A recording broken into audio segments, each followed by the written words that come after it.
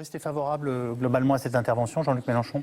Moi, j'ai voté au Parlement européen une résolution qui disait qu'il fallait se tenir prêt, dans l'hypothèse où l'ONU en donnerait le mandat, à créer une zone d'exclusion aérienne. Et j'ai approuvé ce texte.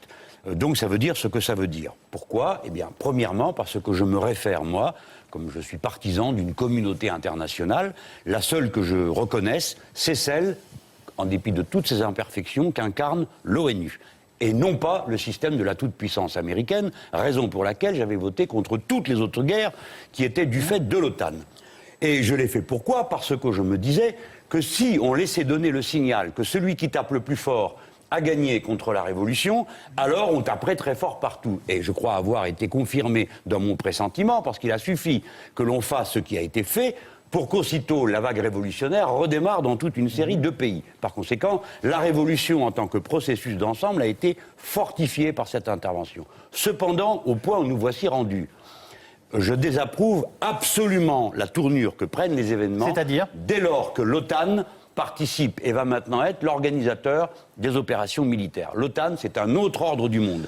Il existe un commandement militaire intégré de l'ONU qui est parfaitement capable de prendre en charge les tâches de coordination d'une intervention militaire comme elle le fait dans toutes sortes de pays du monde. Premièrement.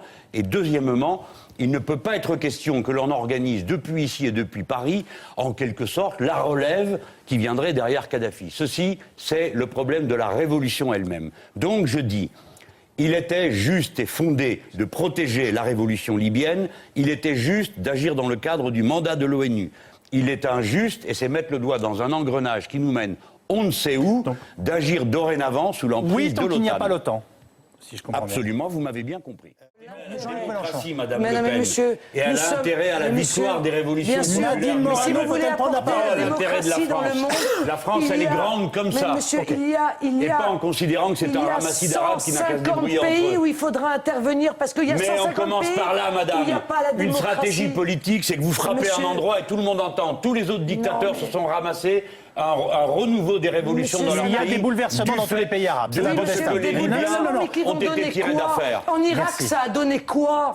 Qu'est-ce que ça a donné en Irak? L'Irak, c'était une guerre de l'OTAN, ça n'a jamais été une guerre des Nations Unies. La démocratie L'Afghanistan, c'est pareil. L'Afghanistan, ça fonctionne, la démocratie? Et en Tunisie, ça va fonctionner, la démocratie. Oui, en Tunisie, probablement, en ça Égypte. fonctionnera. Ah bah alors, madame. Spécial, excusez-moi. Il faut en compte l'idée de la médiation politique qui est proposée par l'OUA. Parce que maintenant, il y a toute une série de pays qui disent, bon, stop, on a fait l'essentiel, maintenant on fait la médiation politique. Moi, je trouve que c'est ça la bonne démarche à cette étape. Mais dès le départ aussi, les opérations militaires jusqu'à la... Dès le départ, les responsables ont bien précisé que l'option militaire n'allait pas résoudre le problème. Elle peut aider à protéger d'abord les populations, à aider les insurgés à renverser le colonel Kadhafi, s'il y arrive. Mais pendant que les frappes continuent, ça discute demain à Londres, ça discute au niveau de la Ligue arabe, à l'Union africaine, ça discute, ça débat, avec le risque, je l'ai dit tout à l'heure, d'avoir des dissensions qui apparaissent au fil des opérations. Une médiation, l'OUA, ça c'est sérieux, non? Mais pourquoi faire?